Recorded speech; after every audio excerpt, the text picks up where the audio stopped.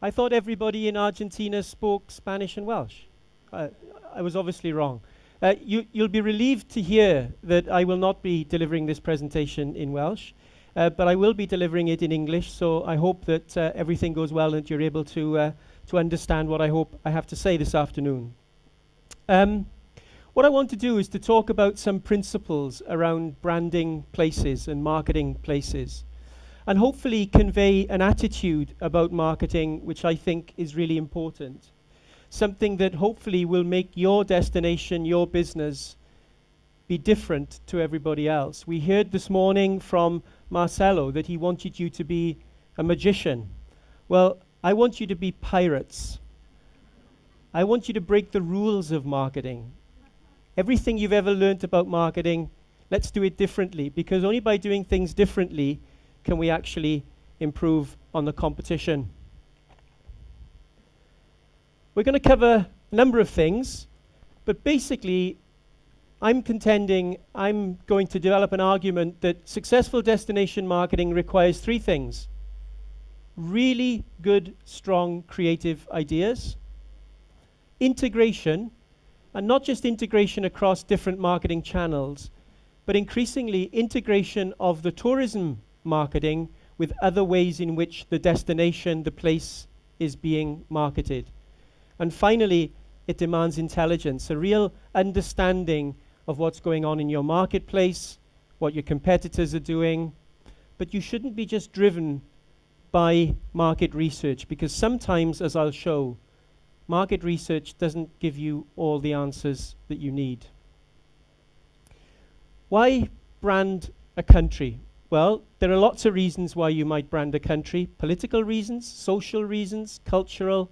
But of course, what we're interested in are the economic reasons, because places are competing with one another. Countries, towns, cities, regions, all across the world are competing, not just for visitors, but for jobs, for investment, for trade, and perhaps most importantly, for attention.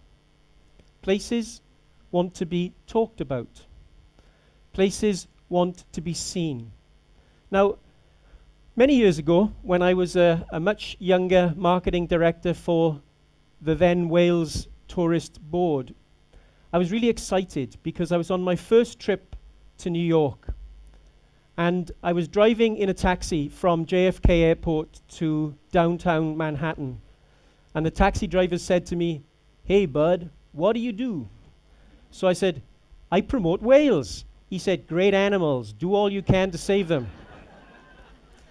So I realized I had a bit of an issue. People didn't know about whales. It seemed to me that the only time that whales was ever talked about in the media was if some natural disaster happened somewhere in the world.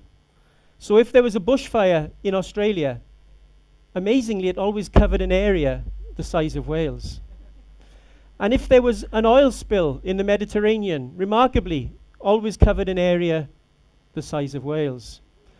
And I remember that there was a flood somewhere, probably in India, covered a much smaller area. So I thought, no, they can't use Wales.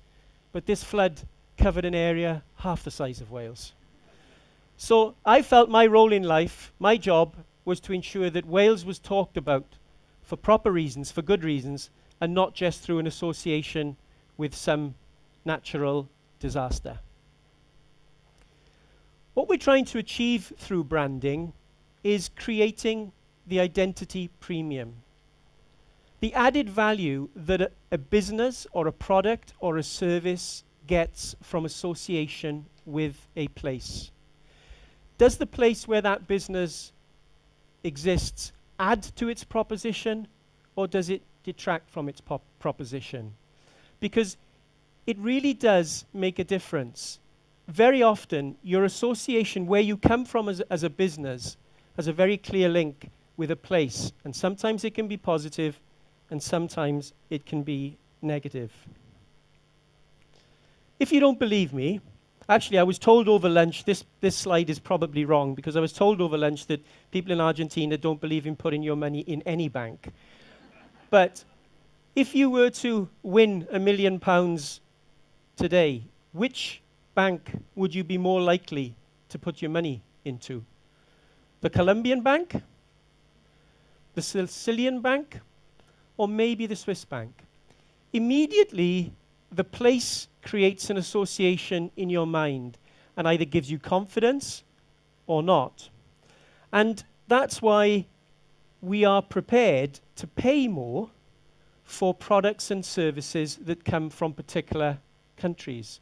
So, for example, Germany, associated with engineering, and you're prepared to pay, certainly we are in the UK, more for German cars. And when it comes to fashion, in terms of Italy, associated with style. Actually, if you look at this, products that are made, hi-fi products that are made in Asia, command a premium over other countries. And I know this because in the UK there's a retail chain, electrical retail chain called Dixons. And Dixons decide to make their own brand equipment. And they chose the name Matsui. Now, these televisions were not made in Korea or Asia. They were made in Scotland. But they chose the name because they thought that that would add value to the product. And it was really interesting walking around Buenos Aires yesterday, how many of the clothes shops in Buenos Aires have some kind of British association. James Smart, what was the other one I saw? Kevingston, London Tie. Probably all of these products, they actually have no association with Britain whatsoever. But there's a perception, at least in Argentina, that association with Britain in terms of style is a positive thing. This is what we're aiming for, that the country attributes enhance the product brand, and that over time, as products are developed in a country, they enhance the country brand. That's the positive association that we want to create. Can a place be a brand? Well, not in a conventional sense, because branding is all about control, controlling the way in which people interact with your brand. And of course, you can't control the way people interact with a nation, with a place. And also, people live in places. People are associated with places. They are born, they grow up, they die, and they live in places. And sometimes talking about the place in which they live as a brand is not a positive thing to do. People get turned off when you use the term branding. But what I would say is that by using branding techniques, we can create some kind of competitive advantage. But I don't believe that a place is a brand. But if you think about any place, think about a country, what are the things that characterize any country? Things like the beliefs, either religious beliefs or political beliefs within a country, the way people speak within a country, their language, their custom and culture, the things that characterizes the people that live in the country, the icons and the things that that country has that no other place has. That's how you associate with a particular country. And if you think about it, people who run brands in the private sector spend millions of dollars to try and invent those things. You don't need to invent them for a place because they're already there. What you need to do is to harness them and present them in a positive way. And the term that we increasingly are trying to use is reputation. What's the reputation of a place? How does that affect its competitive identity? And the reputation of a place is made up of lots of things, not mainly by advertising. Perhaps students who come into a country to study and then go back to their home country, what do they say about the place? Export brands, political policies, cultural and sporting exchange, lots of rugby tours between Wales and Argentina. The people who are from that country that now live overseas, all of these things actually influence the way in which a place is perceived and what the reputation of that place is. I think place branding is successful when three things come together. The way that we see ourselves is the same way that other people see us, and that's the way that we want to be seen. So in other words, Successful branding demands, yes, an understanding of what's going on in the marketplace, but also an understanding of how the people who live within a place will react to the way that that place is being marketed. And finally, that how we want to be seen, that there's an element of ambition, because branding has to try and inject that ambition, that vision into a place. And finally, in terms of principles, branding has to have solid foundations. And that solid foundation is a pride and a belief of the people who live in the place about what people like me are saying and doing on their behalf. If you don't have that pride and that belief in what your marketing agency is doing, then you're building your campaign on sand. And it's only if you build it on solid foundations can you start to impact on reputation. And only then can you turn that into the identity premium, into profitability.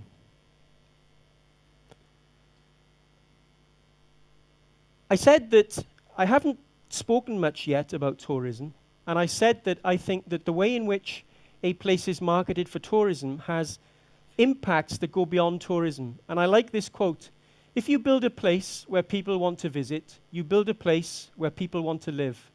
If you build a place where people want to live, you'll build a place where people want to work.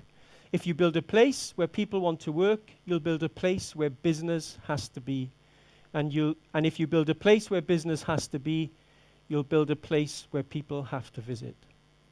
So increasingly, a lot of places are recognizing that you can't just promote tourism in isolation. It's linked to lots of other areas. And we did some research in Wales on the things that influence companies when they are locating in a particular country. And whereas previously everybody thought that they were hard factors, like can they have access to grants, are there access to markets, is there property available? Yes, you need to have all of those things. But the things that make the difference are the soft factors, things like lifestyle, things like architecture and culture.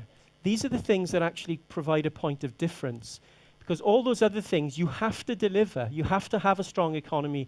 You have to have strong skills and so on. But the things that are making the difference, climate, friendly people, tradition and culture, entertainment and leisure.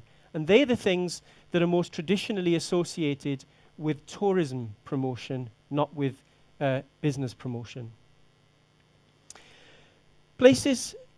Every place in the world is unique. No two places are the same. They're like snowflakes. But you wouldn't believe it if you looked at some of the marketing that places are delivering.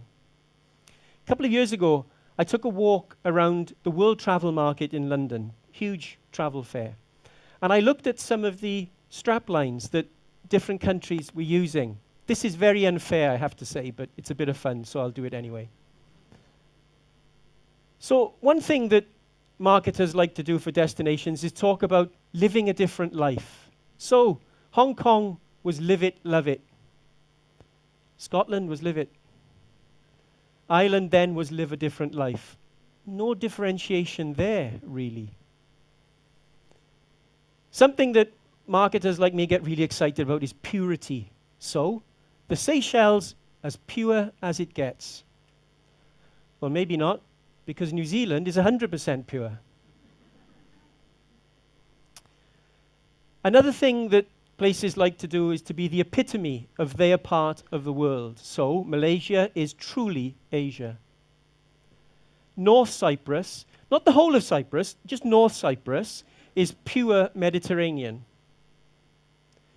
Tanzania is authentic Africa. Well, not unless you come from Zambia, because that's real Africa.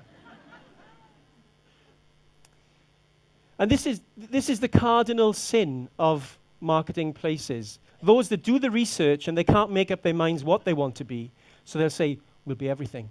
So, the Caribbean was everything you wanted to be.